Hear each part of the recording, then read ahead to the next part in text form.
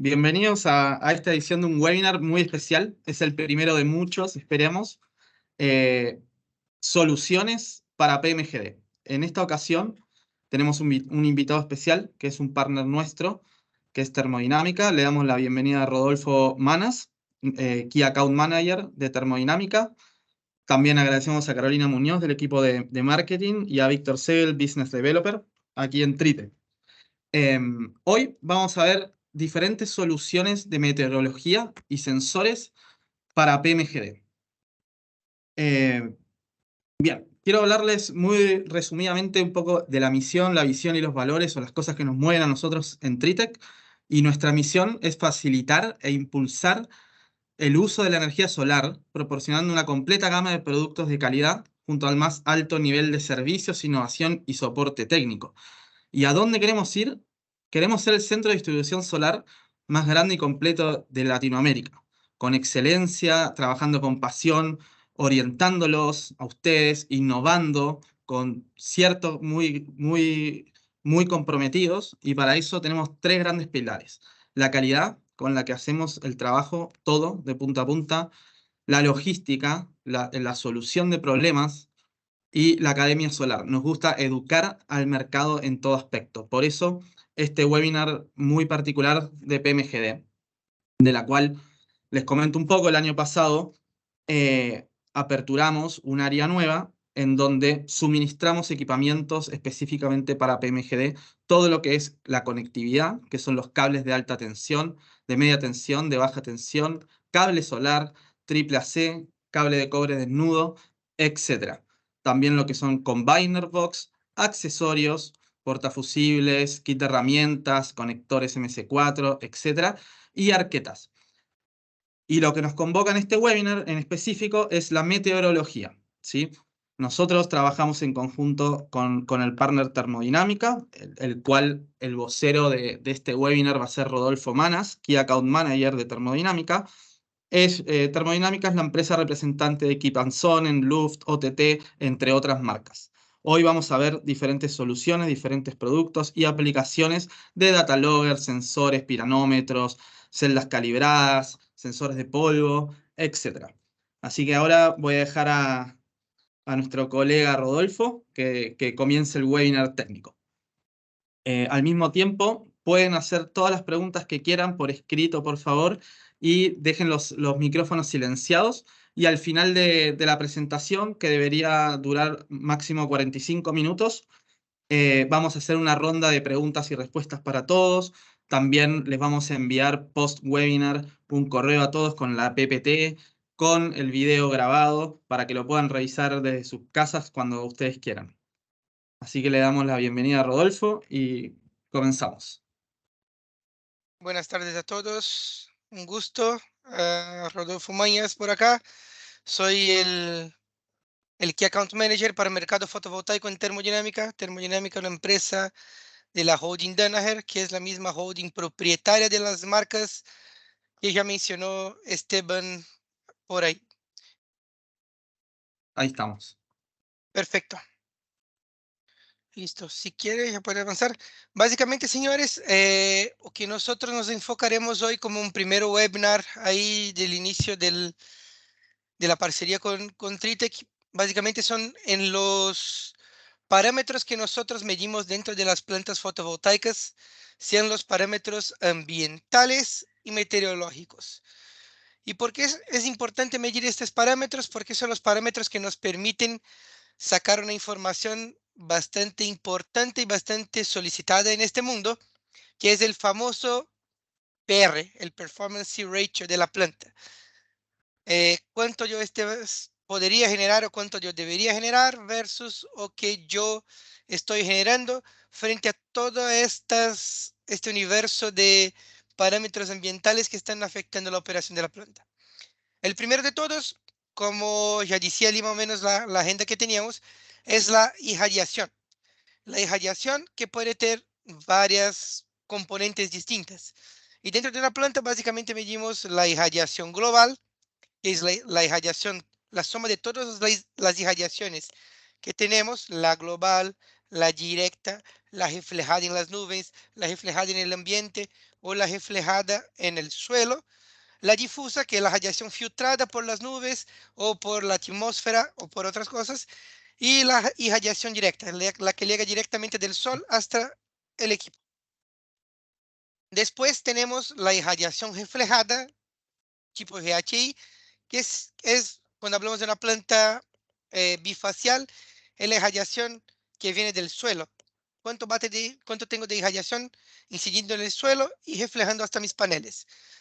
Y las dos irradiaciones, tanto la directa cuanto la reflejada en formato, también se rebaten al POA, que son las irradiaciones medidas en el plane of array, en lo plano de los paneles, siguiendo la misma inclinación en que los paneles están en este momento, que es esta figura que tenemos a la derecha, y las que son RHI o que tenemos a la izquierda, que normalmente tú vas a ver o que es RHI en una torre o en un trípode, y o que está a la derecha tú vas a ver siempre dentro de lo plano de los paneles. Esteban, puede avanzar. ¿Y qué buscamos en la medición de la irradiación? La precisión, el accuracy o la incertidumbre. Esos son los grandes, digamos, factores que influencian en qué equipo debo definir para medir mi irradiación. Cuanto mayor la precisión, podemos ver al slide anterior, cuanto mayor la precisión y mayor la digamos, el accuracy, yo tengo una mejora en la incertidumbre del equipo. Pero cuanto menor el accuracy y menor la precisión, yo tengo una incertidumbre menor del equipo. O sea, yo tengo más factores influyendo en lo que mide el equipo. Ahora sí, cuando hablamos de piranómetros y de incertidumbre, etcétera, los piranómetros son definidos dentro de las plantas fotovoltaicas por la normativa, la ISO 9060-2018, que los categoriza por clases, siendo la clase C lo de menor estándar y el clase A de mejor estándar. ¿Y qué influencia eso?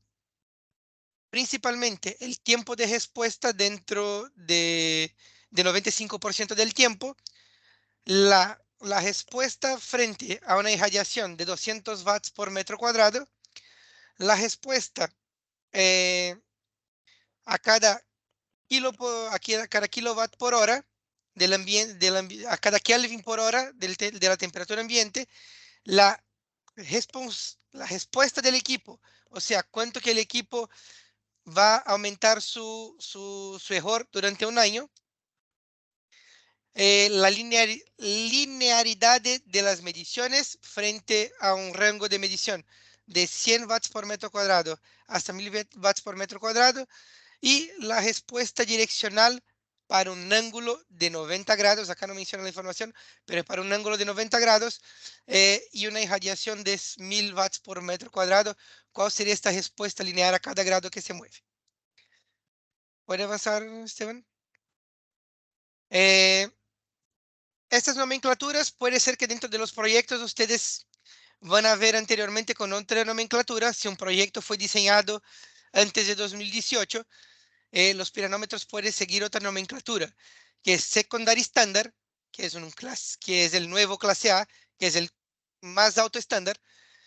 Un First Class, que sería el clase B, el de rango intermedio.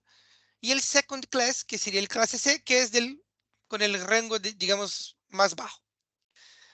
Además de eso, dentro de los clase A y de los clase C, se tiene una subdivisión sería calibrados con respuesta por temperatura y calibrados con respuesta direccional.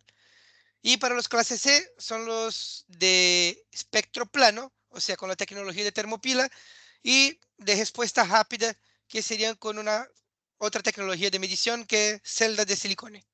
Acá tenemos un resumen prácticamente de la línea de piranómetros que hoy trabajamos, cómo se encuadraría cada equipo. ¿ya? En esta guía dispositiva todavía aparece el SMP11, pero ya es un equipo descontinuado, pero a grandes rasgos es el mismo equipo que el SMP10, pero partimos desde el más básico, que sería un clase C de respuesta rápida, que es un de silicón, que sería el SP Lite. Después vamos a un RT1. Estos equipos que son los clase C, según la normativa actual, están diseñados solamente para aplicaciones comerciales, o sea, para el net billing. Si hablamos en aplicaciones PMGD adelante, todos deberían partir del SMP6 adelante, que son los clase B, clase A. ¿Ya? Eso básicamente. Ah, y dentro de los clases C tenemos también los de espectro plano, que siguen la misma tecnología de termopila que los piranómetros clase B y clase A, que son los equipos utilizados en PMGD. En términos de montaje de los equipos, recomendaciones que siempre tenemos. ah, los equipos montados para medir el GHI, que es la irradiación global, deben tener por lo menos una distancia desde del punto que puede generar un sombreo de por lo menos 10 veces la altura que está instalado el equipo. O sea, si el equipo está instalado a una altura, no sé, eh, de más o menos 5 pies, la distancia hasta el punto de sombreo más cercano debería ser de 50 pies. Cuando hablamos de la medición del POA, que serían los piranómetros que van montados al POA, se recomienda por lo menos que tú tengas 3 ubicaciones distintas de los piranómetros montados en el POA, porque se generan eh, mediciones distintas en cada uno de los tres, y el ideal es que tú saques un por medio del resultado de la irradiación de los tres para garantizar que tenga una medición más precisa. ¿Por qué? Porque el piranómetro que está abajo está sujeto a una irradiación reflejada distinta del que está al medio y distinta de este que está arriba, que va a sufrir incluso más influencia de los paneles que están atrás do que efectivamente del efecto del suelo. Entonces, por eso se recomienda que cuando miramos el POA, sea siempre midiendo en 3 puntos y sacando un cálculo por medio que va a ser el POA total. Ahí un poquito de nuestros equipos. Hoy todos los equipos que estamos presentando acá en el caso de los piranómetros, en este primer punto, son equipos Smart. Tenemos también los equipos, digamos, pasivos, sin inteligencia incorporada, pero hoy 90% del mercado consume piranómetros Smart. ¿Y qué sería un piranómetro Smart? Es un piranómetro que ya tiene directamente su salida por forma de Modbus RS485, o sea, un Modbus RTU, y entrega directamente ya los datos a la red, que va a ser interpretada o por un data logger o directamente por el sistema SCADA. El software, que les aparece acá en la pantalla, es totalmente gratuito, y para hacer las intervenciones en el equipo, la única cosa que necesita es un convertidor de RS485 para USB para que pueda acceder al equipo. Y eso es totalmente, el restante, digamos, de la parte de software, es totalmente gratuito. Además de eso, todos los equipos vienen certificados conforme la norma ISO/IEC 17025, que es la normativa que te garantiza que los equipos pasaron por un ensayo y una calibración en laboratorio, cumpliendo los rangos de la normativa. Entonces dice acá que es un instrumento clase A, conforme la ISO 9060, calibrado conforme el procedimiento ISO 9847 parte 5.3.2, y que la 17025 se garantiza que la calibración fue realizada en un laboratorio certificado. También te da acá el equipo de referencia. El equipo de referencia de nosotros es un equipo que es enviado todos los años para certificación en la OMM en Davos. Entonces está calificado por la OMM como un equipo de referencia y podemos hacer la medición conforme la normativa. Dentro del informe sigue apareciendo, eso llega con todos los equipos nuevos. Entonces, cuando es un piranómetro análogo, o sea, un no digital, va a llegar incluso con la sensibilidad de la termopila que fue medida dentro del laboratorio. Ahora sí. En términos de montaje, esta presentación está diseñada fue diseñada en Europa, por lo cual acá tenemos que ver totalmente al revés. Como estamos en el hemisferio sur, los cables, o sea, es una recomendación que vas a ver en todo fabricante de piranómetro, pero la recomendación es que el cable siempre apunte para el sur y el equipo, digamos, que no está la torre, esté en dirección al norte, o que no esté la base que está sosteniendo el equipo. Ya para los piranómetros que son montados en el POA, también siempre el conector ahí no es para el sur, pero siempre para abajo para evitar la incidencia de agua. Adelante. Otra información, vuelve una, por favor. Una información bastante importante. ah, Siempre es extremadamente importante cuando se va a hacer el montaje de un piranómetro, hacer el ajuste de las patitas, garantizando que la burbuja de nivel quede más cercana posible al centro. Entonces, si está un poquito pegada, no hay problema. Si está bien al centro, está perfecto. Si está un poquito pegada abajo, no hay problema. Pero si está desplazada acá, como tenemos en la foto de la derecha abajo, ya definitivamente no es recomendado en esto que esté instalado así. Avancemos. Ah, Como accesorios de los piranómetros, tenemos una opción de unidades de ventilación, principalmente en aplicaciones que tiene como un extremado acúmulo de polvo sobre la cúpula del piranómetro. ¿Y qué se hace con esta unidad de ventilación? Se reduce el tiempo de limpieza del equipo, o sea, va a evitar la formación el acúmulo de polvo sobre el equipo. Los conectores son todos 8 pinos, un M9. También tenemos todos los kits para montaje de albedometros. Eso ya tenemos como un kit estándar que puede ser bastante conveniente cuando se va a hacer la medición de albedo. Segundo punto que hablamos acá, medición de temperatura de los módulos. También un factor bastante importante. La IEC, la normativa, la 61724, recomienda que sea efectuado con sensores tipo PT1000, ¿ya? Y que tenga sea instalado por detrás del módulo, incluso en los módulos bifaciales, donde la zona obscura sea menor a 10% del área de la celda, garantizando que tenga una medición ahí más precisa. ¿Por qué es importante medir la temperatura de los módulos? Conforme los diversos tests efectuados en varias marcas, y eso es un consenso entre las marcas de módulos fotovoltaicos, hay una degradación de 0.3% en la generación a cada grado de temperatura aumentado. Entonces, es extremadamente importante tener ese dato también en las mediciones. La incertidumbre del equipo, o digamos el error del equipo, no debería ser mayor a 1 grado. ¿Dale? Rodolfo, te Sí, hacemos una pequeña pausa, tenemos una preguntita de dale, Alejandro. Así que Carolina nos va a leer la pregunta, a ver si la podemos responder. ya. Dice Alejandro, hola, una consulta. La mayoría de los sistemas SCADA, GPM, Mateo, Inaccess y otros tienen una velocidad de muestreo entre 10 y 15 minutos para los sensores de meteorología, supongo que iba a escribir ahí, Sí. en que influiría la velocidad de respuesta de las tres clases. Menor a 5, 10, menor a 30 segundos. Si el muestreo, es mucho mayor que estos tiempos de respuesta. Mira, Esa es la pregunta de Alejandro. Tendríamos que nos devolverá la normativa, porque hay dos, cuando hablamos de medición clase A, B y C, tenemos la clase A, B y C de los piranómetros y la clase A, B y C de monitoreo.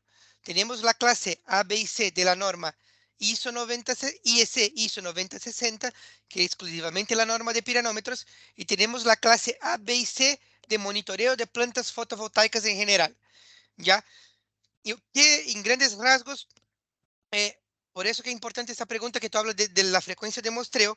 Si hablamos de la clase de medición dentro de la clase de muestreo, que es del monitoreo de la planta fotovoltaica, la normativa IEC 61724-1 de 2021, o sea, la más reciente, me dice que un monitoreo clase A tiene que tener un muestreo inferior a 5 minutos, idealmente de 1 minuto.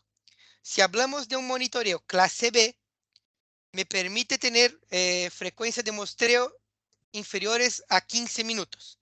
Y el clase C dentro de la frecuencia de monitoreo de planta ya no existe. Entonces tenemos el clase A y clase B solamente. ¿Ya? Es el de grabación. Pero si vamos es el max recording. Si hablamos del max sampling, que es la frecuencia de muestreo efectivamente, ahí es mucho menor. Si hablamos de un clase A, es de 5 segundos. Y si es un monitoreo clase B, es de 1 minuto. Eso es la normativa escrita. Incluso después yo puedo dejar acá la respuesta en el chat para que quede plasmado o que dice la normativa, la 61724, referente al máximo tiempo, el intervalo de medición y el máximo intervalo de grabación de los datos. Sí, gracias Rodolfo. Hay un montón de preguntas que se están haciendo, así que al final vamos a hacer un espacio para poder contestarlas. Y de igual modo después van a tener nuestros contactos para hablar por teléfono y hacerlo más profundo. ¿Continuamos, Rodolfo? Gracias. Solo la segunda pregunta acá, ya voy a adelantar, Ah, pero la cantidad de 3 piranómetros que recomendamos ahí para el POA, para la parte trasera, eso es definido por la normativa.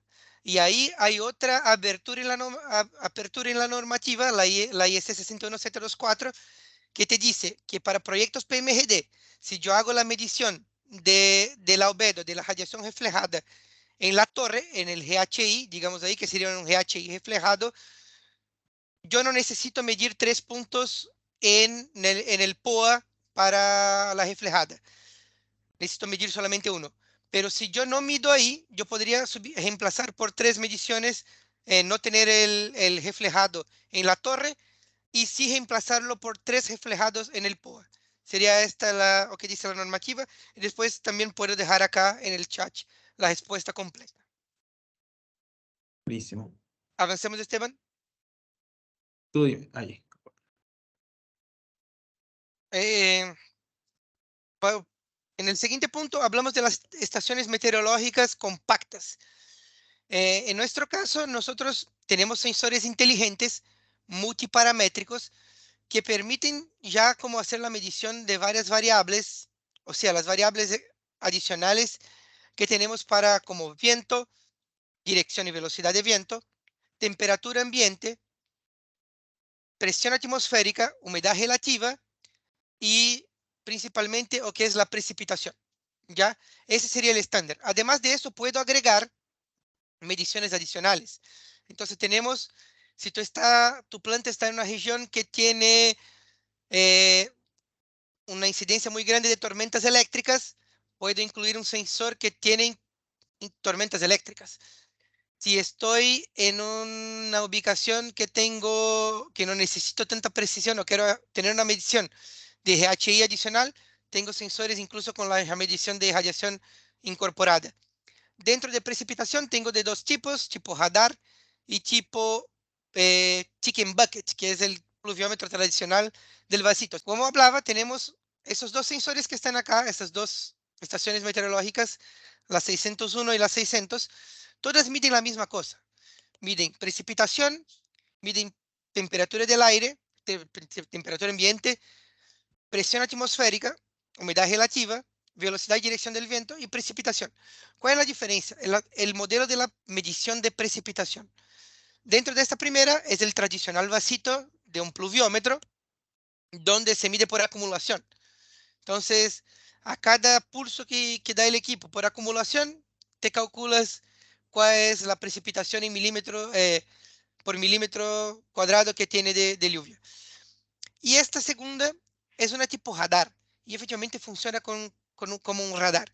¿Cuál es la grande gracia de eso? Es un equipo mucho más aerodinámico o que permite estar susceptible a ráfagas de viento mucho más fuerte, mientras la primera tengo un límite de ráfaga de viento para exponer el equipo de 35 metros por segundo.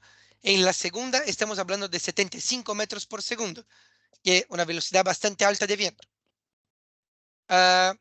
Con eso, además, este radar meteorológico te permite medir tipos de precipitación distinta. Entonces te permite medir si es una lluvia, si es nieve, si es lluvia congelada. Te permite medir hasta 5 tipos de precipitación distintas. ¿Y cuál es la gracia de eso?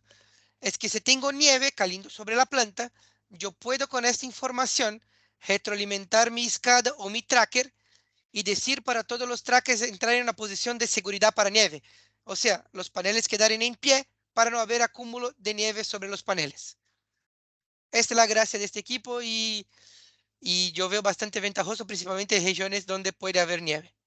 Avancemos. La ventaja de utilizar esta estación multiparamétrica es que ella también se comunica a través de Modbus RTU, Modbus 485, y tú tienes todos los datos saliendo por un único cable. Entonces, evita que tener un montón de configuradores o un montón de puertos análogos para interpretar cada uno de los equipos. Salgo todo en una único punto en este caso.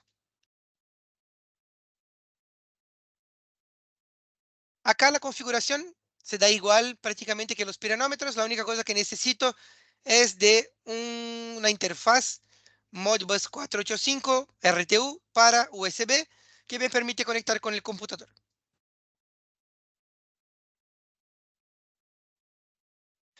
En términos de parámetros, es posible sacar de una estación compacta como esta hasta 19 parámetros, incluso velocidad máxima que el viento llegó en un cierto periodo de tiempo definido, velocidad mínima y velocidad por media, dirección predominante, entonces puede hacer un por medio de la dirección que el viento más siguió en los últimos días. Entonces puede configurar un par de parámetros y de cálculos que permite entregar un universo de datos ya precalculados. Avancemos. Acá un ejemplo de solución también que entregamos, que es una estación meteorológica compacta ya montada, acá en la foto, y este es un caso real que tenemos en Chile. Avancemos. En términos de montaje del equipo, vuelve una. Ahí sí, la estación meteorológica por tener... Avanza una. Ahí estamos. La estación meteorológica por tener la incidencia de velocidad de dirección de viento, esta sí, independiente de donde esté, mira siempre al norte. Porque ahí necesita tener la configuración de los grados correcta conforme viene configurado el equipo. ¿Ya? Entonces el equipo viene con una indicación de dónde debe estar mirando el norte. Rodolfo, ¿Sí? disculpa que te interrumpa. Tenemos 3 preguntas aquí en el chat. Ya, No sé si te vamos. parece que las respondamos ahora o al final. ¿Qué No, opinas vamos tú? acá, vamos acá. Ya, para que no se nos vayan juntando.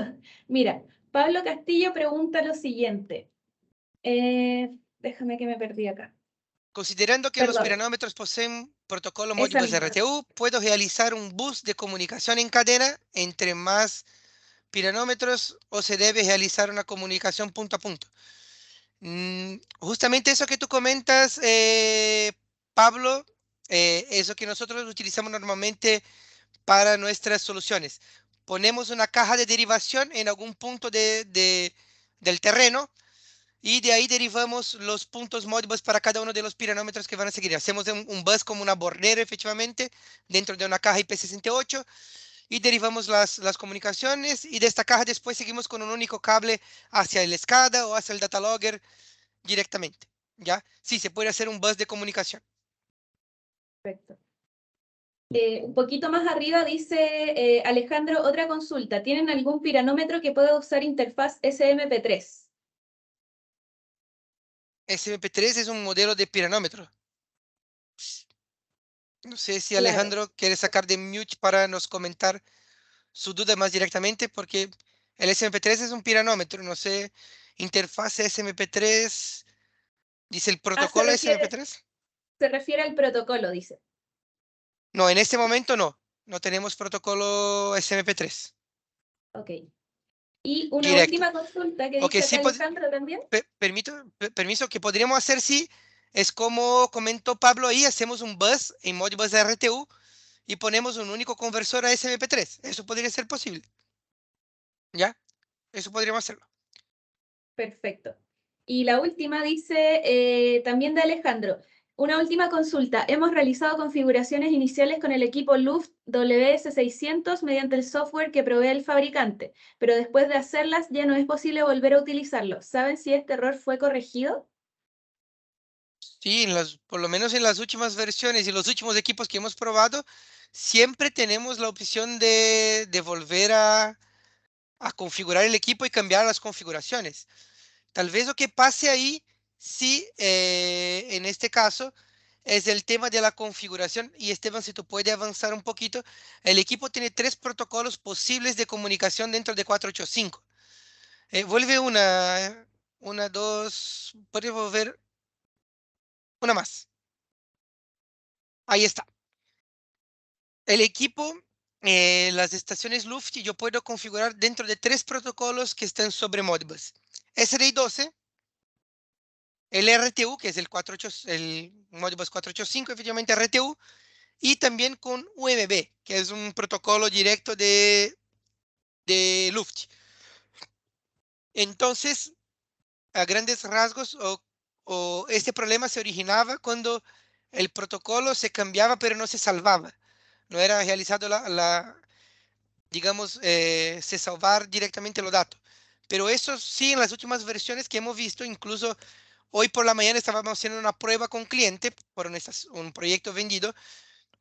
Y sí, es posible cambiar de Modbus RS485, después a Modbus SDI 12, después a Modbus UMB, y no tuvimos ningún problema. Pero si tú quieres ahí, Alejandro, podemos nos contactar por una otra instancia y les apoyar en este caso, incluso ir a terreno, o si tú quieres visitar nuestro laboratorio, podemos hacer un par de pruebas para les ayudar con este tema. ¿Ya? Rodolfo, nos van quedando 8 minutitos Ya, para avancemos. avanzar con el resto de temas. Vale. Ahí, soy. Y ahí hablamos en soiling. Soiling es el factor que más me gusta hablar porque venimos de una cultura donde se medía soiling normalmente con 2 celdas de referencia y nosotros siempre teníamos una persona que necesitaba ir a planta, limpiar una celda para comparar con la celda que estaba sucia y me decir cuál era el soiling que estaba afectando la planta para que el escala pudiera hacer el cálculo. Por eso, hace un par de años, Kipen Sonnen inventó un equipo que es totalmente libre de mantenimiento y de intervenciones. ¿Puedes avanzar ahí, Esteban? ¿Y qué equipo es esto? Es vuelva una, ahí estamos. Este. Este es el DustIQ. ¿Y cuál es la grande gracia del DustIQ? Es un equipo que mide soiling mismo sin estar expuesto a la luz, mismo sin haber sol. ¿Por qué? Porque trabaja con LEDs internos que son reflejados por este vidrio que está sobre el equipo y son recibidos por un fotodiodo.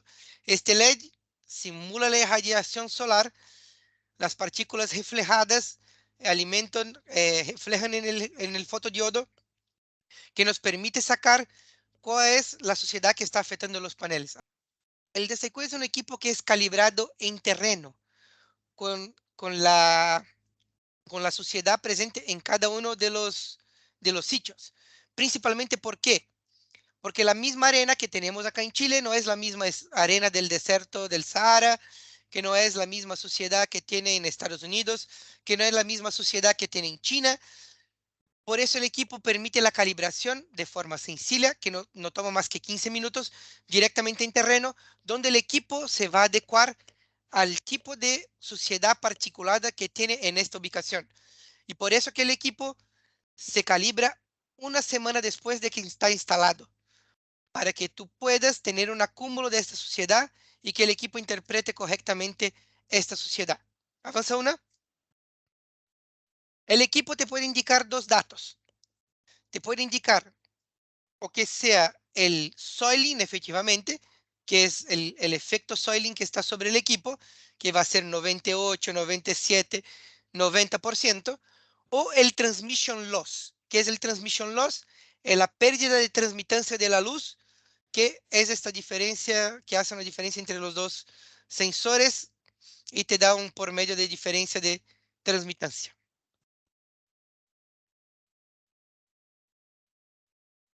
Como los otros equipos, también la configuración es sencilla a través de una interfase RS485 y la grande gracia del DSIQ es que es montado en los planos de los paneles. O sea, siempre está sujeto a la misma suciedad de los paneles y siempre va a ser limpio cuando se limpian los paneles. Entonces, que siempre hablamos que el DSIQ te permite cómo limpiar, dónde limpiar y por qué limpiar y con qué frecuencia limpiar. Avancemos, por favor. ¿Cuántos equipos necesito por planta? Es una pregunta que siempre nos genera los clientes. Segundo recomendación de normativa, si hablamos de plantas hasta 5 megawatts, la mayoría de los PMSGD, un sensor de soiling. Para plantas de 5 a 40 megawatts de potencia instalada, 2 sensores de soiling. ¿Ya? Eso sería suficiente. Pero hay un otro factor que vuelve una, por favor, Esteban. Hay un otro factor que afecta mucho, que es el factor geográfico. Si hablamos de una planta como esta, que es un terreno plano, necesito trabajar con el mínimo recomendado por la normativa. Pero si vemos esta planta que está en la foto de abajo, prácticamente vamos a tener que tener mucho más sensores porque en cada punto de este cerro o de esta cadena de cerros voy a tener un efecto soiling distinto por la exposición que están los módulos a los factores ambientales. Y ahí tiene que ser ver caso a caso. Avancemos, Esteban, por favor. ¿Dónde debería medir y dónde debe afectar más? El soiling, principalmente en los bordes del parque y donde hay la mayor influencia del viento. Entonces, si tenemos acá la dirección del viento incidiendo por ese lado del parque, el lado que está en rojo ahí, los módulos pintados, los grupos de módulos, ahí deberíamos tener por lo menos un sensor de soiling y otro al medio del parque más o menos para tener una corroboración de informaciones. Entonces puede ser que el borde del parque va a tener una frecuencia de limpieza mucho más alta de que los módulos que están al medio del parque. Una recomendación normativa del mínimo de conjunto de sensores que deberían haber por potencia, eso puedo compartir con ustedes después también. Pero en general me dice que una estación completa yo debería tener en una planta de 5 megawatts. Una estación completa que es compuesta por un GHI, un POA, un eje GHI o 3 POA here, traseros, más una weather station, más back-off módulo, 3 temperaturas de módulo y un soiling. Eso para 5 megawatts. Si vamos entre 5 y 40, multiplico todo por 2. Tengo 2 estaciones de estas completas. Avancemos. Y ahí en parques más grandes puedo hacer un mix entre estaciones completas y estaciones suplementarias que miden parámetros básicos, solamente como POA y temperatura de los módulos. Y ahí tendría que se evaluar también como caso a caso, porque en una planta como esta que tenemos en la foto, una planta de 550 mega, poner en todos los puntos de estaciones completas, el costo se iba a las estrellas. Y la idea es siempre llegar a un punto óptimo de inversión, costo-beneficio, y para eso estamos nosotros, para soportarlos en esa fase de diseño y definición de las mediciones. Avancemos, Esteban. Nos quedan 2 minutitos, Rodolfo. Ya, perfecto. A grandes rasgos, que sería la parte de mediciones ahí en términos de calibraciones y mantenimiento. Los piranómetros son equipos que son libres de mantenimiento, pero necesitan ser calibrados a cada 2 años conforme la normativa, ¿ya? Y el resto de los sensores, la normativa no dice nada. Dice que tiene que seguir, digamos, las recomendaciones del fabricante, principalmente. ¿Seguimos? Nosotros como fábrica, todavía en Chile no prestamos el servicio de calibración, pero tenemos nuestras fábricas a disposición de Holanda y de Estados Unidos que prestan ese servicio, despachando desde Chile, y tendría como un tiempo de respuesta más o menos de 3 a 4 semanas para calibración de un equipo. Ya, avancemos. Mantenimiento recomendado. Entonces ahí verificaciones semanales, verificaciones de fijaciones, alineamiento. Son libres de mantenimiento, pero no de verificaciones, digamos. Sí o sí tenemos que verificar los equipos. Rodolfo, tenemos una preguntita de Claudio. ¿Sí? Durante la calibración, ¿tienen equipos de reemplazo? Sí, nosotros suministramos equipos de reemplazo mientras los equipos del cliente están en calibración. Sería eso, señores, para un primer webinar. Agradecer la presencia de todos, dejar nuestros contactos a disposición para que puedan hacer preguntas. No sé, Esteban, en algún momento puede compartir mi correo si alguien quiere tener contacto directo, o puede utilizar el canal de Tritec para hacer las preguntas y los contestamos en conjunto. Vamos a estar enviándole a todos los presentes un correo electrónico que va a salir desde mi correo y desde el correo con copia con Rodolfo. Esta presentación, que es bien robusta, también el link de YouTube con este webinar, y están viendo un código QR, que es una pequeña encuesta sobre este webinar, sobre los temas tratados, expositores, etcétera, para ir mejorando. Este fue el primer webinar de soluciones para PMGD, y el próximo, vayan anotando, el 21 de este mes, vamos a estar con Rodolfo nuevamente, donde va a exponer buenas prácticas de instrumentación en los parques solares. Mejor dicho, los tips claves que tenemos que saber para hacer la diferencia. Eso es lo que vamos a estar viendo el 21 del mes que viene, de este mes. Y bueno, les agradezco a todos los que se conectaron. Ahora tenemos 32 personas conectadas a último momento, y queremos agradecerles por todo su apoyo, y estamos abiertos a todas las preguntas que nos quieran hacer a nuestros correos. Así que eso es. Buenas noches a todos. Nos vemos Muchas próximamente. gracias. Que todos estén muy bien. Nos vemos. Adiós. Chao, chao.